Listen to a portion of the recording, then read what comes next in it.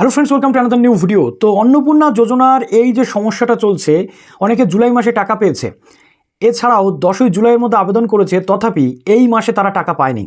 Under process কারোর হয়ে গেছে, কারোর অ্যাপ্রুভড এখনও টাকা ঢোকেনি, তার সাথে ফর ফার্দার ভেরিফিকেশান। এবং এটা নিয়েই গোটা রাজ্যের বিভিন্ন জেলায় কিন্তু ক্ষোভের আগুন ছড়িয়ে পড়ছে।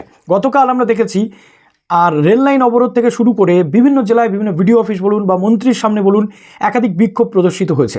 আজকে এই সমস্যাটা কেন হচ্ছে? আজকে এই সমস্যাটা হওয়ার কোনো জায়গায় ছিল না, যদি একটা নির্দিষ্ট প্রসেস মেনটেন করে পুরো জিনিসটা হতো। কিন্তু আমরা দেখতে পাচ্ছি লাস্ট 3 মাস ধরে এই একই চিত্র। এই মাসে কেউ পাচ্ছে, ওই মাসে কেউ পাচ্ছে না। আবার ওই মাসে কেউ পেলে সে পরের মাসে পাবে কিনা সেটারও নিশ্চয়তা নেই। কোনো অ্যাপ্রুভড ক্যান্ডিডেট কী করে আন্ডার প্রসেস হয়ে যায়, কোনো অ্যাপ্রুভড ক্যান্ডিডেট কী করে রিজেক্টেড হয়ে যায়, এটা একমাত্র আমাদের যে সিস্টেম চলছে বর্তমানে গভর্নমেন্টের, সেটা বলতে পারবে। কিন্তু এরই মধ্যে চলে আসছে বেশ কতগুলো সলিউশনের প্রসেস। তো যারা নতুন আছেন অবশ্যই চ্যানেলটিকে সাবস্ক্রাইব করে পাশে থাকা বেল আইকনটি ক্লিক করে দেবেন, যাতে সমস্ত তথ্যগুলো আপনার টাইম এখান থেকে পেয়ে যান। প্লিজ ভিডিওটা লাইক করুন, বন্ধুদের মধ্যে শেয়ার করতে ভুলবেন না। আজকে এই ভিডিওতে আমি ভিডিও অফিসের পক্ষ থেকে কি জানানো হচ্ছে বা অফিসিয়ালসদের বক্তব্য গতকালকে আমি কিছুটা আপনাদেরকে শেয়ার করেছি, আজকে বাকিটা করছি। তাদের পক্ষ থেকে ঠিক কী কী পদ্ধতি বলা হচ্ছে, যে এই ক্লেম করতে গেলে কী কীভাবে করা উচিত, কারা এই ক্লেম করতে পারবেন, কাদের ক্লেম করা উচিত নয়, কোন কোন মানুষরা এই অন্নপূর্ণা যোজনার আপাতত নির্দেশিকা অনুযায়ী কোনো টাকা পাবেন না, তাই তাদের ক্লেম করার কোনো প্রয়োজন থাকবে না।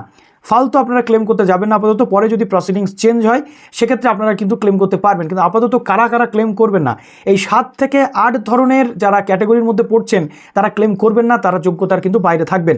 আর যারা ক্লেম করবেন, কিভাবে ক্লেম করবেন বিডিও অফিসের পক্ষ থেকে সেটাও জানানো হয়েছে নোটিশ করে। গতকাল আমরা দেখেছি অন্নপূর্ণা যোজনার বিভিন্ন বিক্ষোভ হয়েছে। তো বিক্ষোভ বৈঠকে অন্নপূর্ণা বিক্ষোভে বৈঠক ফেলে কিন্তু উঠে আসতে হয়েছিল রাজ্যের মন্ত্রী অগ্নিমিত্রা পাল ম্যামকে। এবং বিরাটি রেল লাইনেও কিন্তু গতকাল অবরোধ হয়েছে। নট অনলি দ্যাট, মিনাকা থেকে শুরু করে বসিরহাট থেকে শুরু করে সব জায়গাতে একই অবস্থা। এরই মধ্যে চলে আসছে আমাদের সামনে একটি তথ্য, যেটা ভিডিও 1-এর পক্ষ থেকে কিন্তু সার্কুলার জারি করা হয়েছে।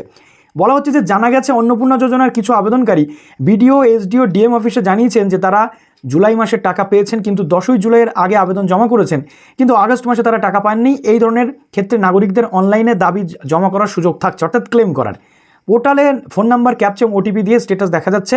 যারা ফার্দার ভেরিফিকেশান দেখাচ্ছে যাদের, তারা অবজেকশন এবং ক্লেমে ক্লিক করে ঢুকে ক্লেম কিন্তু করতে হবে। এই ক্লেমটা কিভাবে করবেন তার আগে কতকগুলো বিষয় উল্লেখ করা হয়েছে, সেটা আমি আপনাদেরকে একটু শেয়ার করে দিই। কারা কারা এই ক্লেম করতে পারবে না, ভিডিও অফিসের পক্ষ থেকে 2-3টে জিনিস বলা হয়েছে, কিন্তু আমি আপনাদের পুরো ডিটেলটা বলে দিচ্ছি যে এই জিনিসগুলো থাকলে সত্যি সত্যি যদি আপনি এর মধ্যে পড়েন তাহলে আপনি কিন্তু পাবেন না। এবার এডিট করে আপনি মিথ্যাটা যদি দিয়ে দেন, ভেরিফিকেশান যদি নাই হয় সেই পর্যন্ত, আপনি পেয়ে যাবেন, সেটা ব্যাপার নয়, বাট সেটা ইলিগাল প্রসেস। দেখুন, বয়স যদি 25 বছরের কম হয়, কারো 60 বছরের বেশি হলে আপনি আর ক্লেম করতে যাবেন না, কেননা ভেরিফিকেশানে আপনি কিন্তু বাদ চলে যাবেন। পরিবারে স্থায়ী সরকারি চাকরি থাকলে বা নিয়মিত সরকারি বেতন বা পেনশন পেলে আপনি পাবেন না। এক্ষেত্রে একটা জিনিস আপনাকে ভাবাচ্ছে যে পরিবারে আমি তো, আমার হাজব্যান্ড চাকরি করে না, আমার শ্বশুর পেনশন পায়, তো শ্বশুর পেনশন পায় তো আমি কি করব, আমাকে কেন দেওয়া হবে না, এটা নিয়ে প্রশ্ন উঠছে। তো সেটা আপনি একবার মেনশন করতে পারেন ক্লেমের ঘরে গিয়ে, আপনার ভোটার আই কার্ড বা কী কী লাগবে বলে দিচ্ছি, কীভাবে ক্লেম করতে হবে এই বিডিও অফিস কী বলছে। এক একটা অফিস এক এক রকম বলছে। আপনার যে বিডিও অফিস বা পৌরসভা, একবার সেখানে গিয়ে জিজ্ঞেস করবেন যে ক্লেমের জন্য আপনার সাপোর্টিং ডকুমেন্টস কী লাগবে। As it is supporting documents voter I card, voter I কার্ডের যে ভোটার লিস্টে আপনার নাম আছে কিনা সেই ডিটেলটা যদি দেন, আমার মনে হয় কোনো সমস্যা নেই, বা আধার কার্ডও দিতে পারেন। আর একটা সেলফ ডিক্লারেশন, যেটা আমি বলেছি লিখতে হবে, সেটা একটা হাতে লিখে দেবেন। ওকে, এবার দেখুন, আপনার মনে হতে পারে যে আমি তো বোন, আমার দাদা সরকারি চাকরি করে, আমি কেন পাবো না, বা পরিবারে হেড অফ দ্য ফ্যামিলি একজন সরকারি চাকরি করে, বা পরিবারের ছেলে সরকারি চাকরি করে, মা কেন পাবে না, এটা তো উচিত নয় না। তো সেক্ষেত্রে আপনারা একটু হলেও ক্লেমটা করতে পারেন। কিন্তু যদি আপনি কোনো সরকারি চাকরিজীবীর ওয়াইফ হন, সেক্ষেত্রে বলবো যে ক্লেমটা আপনি করবেন না। ওকে, ক্লেমটা আপনি করবেন না, তার কারণ আপনার ক্ষেত্রে কিন্তু প্রবলেম হবে, সেই অর্থে কিন্তু আপনার রিজেকশনের সম্ভাবনাই বেশি। পেনশনের ক্ষেত্রেও কিন্তু সেম সিনারিও। কেন্দ্র বা রাজ্য সরকারের সংস্থা, পঞ্চায়েত, পুরসভা, স্থানীয় সংস্থা বা সরকারি সাহায্যপ্রাপ্ত শিক্ষা প্রতিষ্ঠানে যদি নিয়মিত চাকরি থাকে তাহলে আপনি পাবেন না। ইনকাম ট্যাক্স পেয়ার যদি আপনার পরিবার হয় সেক্ষেত্রেও আপনি কিন্তু পাবেন না, আপনি নিজেই ইনকাম ট্যাক্স পেয়ার না হলেও। ওকে, ব্যক্তিগত মাসিক আপনার যদি 10,000 হয়, অর্থাৎ বলা হয়েছিল কোনো মহিলা যদি 10,000 বা তার বেশি ইনকাম করেন সে পাবেন না। পরিবারের বার্ষিক আয় যদি 12 লক্ষ টাকার ঊর্ধ্বে, অর্থাৎ মাসে 1 লাখ টাকা করে যদি আপনার ইনকাম হয় বা তার ঊর্ধ্বে ইনকাম হয়, আপনি পাবেন না। খামোকা আপনি অ্যাপ্লাই করতে যাবেন না। কিন্তু যদি আপনি ইনকাম ট্যাক্সের জায়গাটাতে ভুল করে ক্লিক করে থাকেন, অবশ্যই ইনকারেক্ট অ্যাপ্লিকেশনের জায়গাতে ক্লিক করবেন, করে আপনি রিমার্কসে জানাবেন যে আপনার এটা ভুল হয়েছে, আপনি ইনকাম ট্যাক্স ফাইল করেন না, কিন্তু সেটা আপনি ক্লিক করে ফেলেছেন, এবং সেলফ ডিক্লারেশনে একটা অ্যাপ্লিকেশন দিয়ে সেটাই লিখবেন। লিখে আপনি ভোটার আই কার্ড বা আপনার যে এসআইআর এর লিস্টে নাম আছে কিনা সেই ডকুমেন্টস দিয়ে একটা পিডিএফ করে আপলোড কিন্তু করে দেবেন। সেলফ ডিক্লারেশন এবং যে ডকুমেন্টসগুলো দেবেন একটা পিডিএফ করে আপনি আপলোড করে দিচ্ছেন। এছাড়াও যেটা লাস্ট যুক্ত হয়েছিল, শহর বা কর্পোরেশন এলাকায় 3টি বা তার বেশি পাকা ঘর থাকলে আপনি পাবেন না। এই পাকা ঘরের জন্য 3টি বা তার বেশি ঘরের জন্য বহু আবেদন ফার্দার ভেরিফিকেশনে পড়ে গেছে। এবার বলি, আমাদের যেমন এখানে রয়েছে বসিরহাট পৌরসভা, টাকি পৌরসভা, যেগুলো কলকাতা কর্পোরেশনের অন্তর্গত নয়, বা শিলিগুড়ি যে কর্পোরেশন এরিয়া রয়েছে, বা রাজ্যের বিভিন্ন পৌরসভা যেগুলো রুরাল এরিয়াতে বা ছোট পৌরসভা, সেগুলো কর্পোরেশনের এরিয়াতে পড়ে না বা আরবান এরিয়াতে পড়ে না, তবুও সেখানে 3টি ঘরের রিজন দেখিয়ে কিন্তু ফার্দার ভেরিফিকেশন করা হয়েছে। তো এই 3টে ঘর মিউনিসিপ্যালিটি বা কর্পোরেশন এরিয়াতে পাওয়া যাবে না।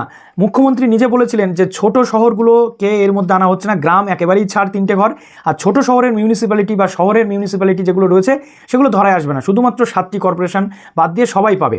কিন্তু এখন দেখা যাচ্ছে ছোট বড় যতই মিউনিসিপ্যালিটি হোক, মিউনিসিপ্যালিটি হলেই সেখানে কিন্তু বাদ চলে গেছে আরবান এরিয়া দেখিয়ে। সেগুলো কিন্তু এক প্রকার বলতে গেলে সেমি টাউন বা মফস্বল এরিয়া বলতে গেলে, কোনো আরবান এরিয়া নয়। তো আরবান এরিয়াতে যারা থাকেন না তাদের আমি বলবো, যদি আরবান এরিয়াতে থাকেন 3টে বা তার বেশি ঘর হলে আপনি ক্লেম করবেন না, কোনো লাভ হবে না যদি না গভর্নমেন্ট এই রুলস চেঞ্জ করে।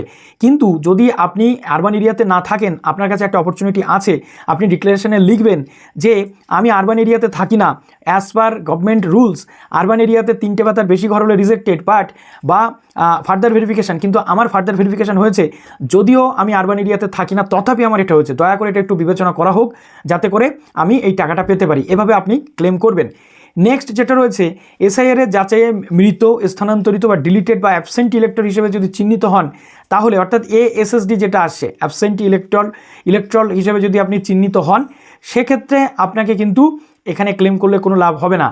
অনেকের এরকম এসেছে যে এসআইআরে কোনো সমস্যা নেই, ভোটার কার্ডেও নাম আছে, ভোটার লিস্টে নাম আছে, ভোট দিয়েছেন তথাপি এটা এসেছে, আপনি অবশ্যই সেখানে ক্লেম করবেন যে এসএসডি বলে আমাকে যে চিহ্নিতকরণ করা হয়েছে আমি তার আন্ডারে পড়ি না, এটা সম্পূর্ণ ভুলভাবে আমাকে মার্ক করা হয়েছে, আমার নাম আছে, আমি ভোটও দিয়েছি। সেক্ষেত্রে আপনাকে কি করতে হবে, সেক্ষেত্রে ভোটার কার্ডের যে ডিটেল বা আপনার ভোটার স্লিপ অবশ্যই কিন্তু আপলোড এখানে করতে হবে, সেক্ষেত্রে আপনার এই জিনিসটা কিন্তু ছাড়িয়ে যাবে। ওকে, নেক্সট হচ্ছে যোগ্যতা শর্ত পূরণ না হলে, ভেরিফিকেশনের তথ্য ভুল প্রমাণিত হলে আপনি কিন্তু পাবেন না। যদিও গ্রামীণ এলাকার ক্ষেত্রে 3টি পাকা ঘর থাকার যে নিয়ম রয়েছে সেই নিয়মটাতে কিন্তু ছাড় দেওয়া হয়েছে। অতএব এই জিনিসগুলো যাদের নেই তারাই কিন্তু একমাত্র আবেদন এখানে করবেন ক্লেমের জন্য। এবার আসি এখানে ঠিক কী বলা হচ্ছে, ক্লেম করবার সময় আপনার ভোটার কার্ড নাম্বার আপনাকে দিতে হবে রিমার্কসে। আপনার পরিবারের কোনো সরকারি কর্মচারী যদি না থাকে বা আপনি করদাতা যদি না হন সেটি উল্লেখ করতে হবে, অর্থাৎ বোঝাই যাচ্ছে পরিবারে কেউ সরকারি চাকরিজীবী বা পেনশন হোল্ডার থাকলে আপনাকে বিডিও অফিস বা অফিস ক্লেম করতে বারণ করছে, যদি না থাকে তবেই আপনি ক্লেম করবেন। এবার প্রশ্ন হচ্ছে কি না, করদাতাও যদি না থাকে, অর্থাৎ ইনকাম ট্যাক্স ফাইল করা পরিবারও কিন্তু এই সুবিধা পাবে না, তাই তাদের যদি আপনি সেই পরিবারভুক্ত না হন আপনি এখানে আবেদন করবেন, আপনার ভোটার কার্ড ও ভোটার স্লিপ অবশ্যই আপলোড এখানে করবেন। অনেকের রিজন এসেছে রুমের জন্য বাদ গেছে, আপনার ইনকাম ট্যাক্সের জন্য বাদ গেছে বা আপনার গভর্নমেন্ট সার্ভিসের জন্য বাদ গেছে। যদি সেই জিনিসগুলো না হয় তাহলে আপনি ইনকারেক্ট বা আপনি ইনএলিজিবল রিজেক্টেড যে জায়গা রয়েছে সেখানে ক্লিক করবেন, ঠিক আছে, ক্লিক করে রিমার্কস দিয়ে অ্যাপ্লিকেশনটা করে আপলোড করে দিচ্ছেন ভোটার কার্ড বা ভোটার যে স্লিপ সেটা দিয়ে। কিন্তু অনেকে আছে যাদের রিজনটাই দেওয়া হয়নি, তাদের ক্ষেত্রে কি করণীয়? তাদের ক্ষেত্রে আমি বলবো এই যে কারণগুলো আমি আপনাদেরকে বললাম, তারা এই সমস্ত কারণ, অর্থাৎ এই কোনো কারণের মধ্যেই আপনি আসছেন না বাদ যাওয়ার, সেই জিনিসগুলো আপনাকে উল্লেখ করতে হবে। আমি এই কারণগুলো এখানে আপনি বলবেন যে আমি 25 থেকে 25 বছরের কম বা 60 বছরের বেশি বয়স্ক নই, আমি যোগ্যতার মাপকাঠি অনুযায়ী সঠিক বয়স আমার, স্থায়ী পরিবারে কোনো স্থায়ী চাকরিজীবী নেই বা পেনশন হোল্ডার নেই, কেন্দ্র বা রাজ্য সরকারের কোনো সংস্থায় কেউ চাকরি করে না, আমি ইনকাম ট্যাক্স পেয়ার নই, আমার ব্যক্তিগত মাসিক আয় 10,000-এর ঊর্ধ্বে নয়, পরিবারের বার্ষিক আয় 12 লাখের ওপরে নয়, শহর বা কর্পোরেশন এলাকাতে আমি থাকি কিন্তু 3টের বেশি ঘর বা 3টে ঘরও আমার নেই, আমার 2টো ঘর রয়েছে, এসআইআরে আমার নাম আছে, এই সমস্ত জিনিস থাকা সত্ত্বেও আমার এখানে ফার্দার ভেরিফিকেশান দেখাচ্ছে, তাই দয়া করে যাতে আমি এই টাকাটা পেতে পারি সেই ব্যবস্থা করুন। ওকে, তো এইগুলো আপনাকে পুরোটা লিখতে হবে, কাদের যাদের কোনো রিজন দেখায়নি তাদের। ওকে, ইনএলিজিবল বা রিজেক্টেডের জায়গাতে ক্লিক করে। তবে আমি এখন বলবো রিজেক্টেড এবং ইনএলিজিবল এটা শুধুমাত্র তাদের জন্য যারা রিজেক্টেড হয়েছেন, যাদের ফার্দার ভেরিফিকেশান আছে তাদেরকেও ক্লেম করতে হবে, নাহলে আপনাদের পরবর্তী স্টেজে যাবে না। তাই ইনএলিজিবল বা রিজেক্টেডের জায়গাতে আপনাকে কিন্তু ক্লিক করতে হবে, করে রিমার্কস দেবেন এবং একটা অ্যাপ্লিকেশান করবেন যে এই বাদ যাওয়া যতগুলো ক্যাটেগরি আছে এই ক্যাটেগরির কোনোটাই আমার সাথে ম্যাচ করছে না, অর্থাৎ আমি যোগ্যতার মধ্যেই পড়ছি তথাপি আমাকে ফার্দার ভেরিফিকেশান করা হয়েছে। আর যদি আপনার 3টে ঘর না থাকে, 2টো থাকে, তাহলে তো আপনি এডিট করার জন্য কারেকশনের জন্য অ্যাপ্লিকেশান দিয়ে দিচ্ছেন। যদি আপনার ইনকাম ট্যাক্স না থাকে সেটাও দিয়ে দিচ্ছেন। যদি আপনার কি হচ্ছে না, যদি আপনার ইনকাম ট্যাক্সে ভুল করে ক্লিক করা হয়ে থাকে তাহলে ইনকারেক্ট অ্যাপ্লিকেশন করছেন।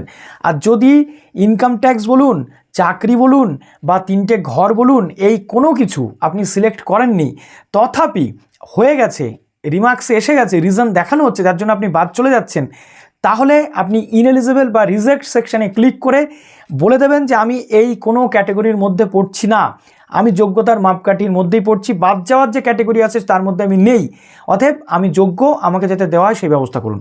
আশা করি পুরোটা ক্লিয়ার করতে পারলাম যে পুরো প্রসেসটা কীভাবে হতে চলেছে। ওকে, তো ক্যানিং বিডিও অফিসকে ধন্যবাদ এত সুন্দর করে মানুষকে হেল্প করার জন্য। ভালো থাকুন সবাই।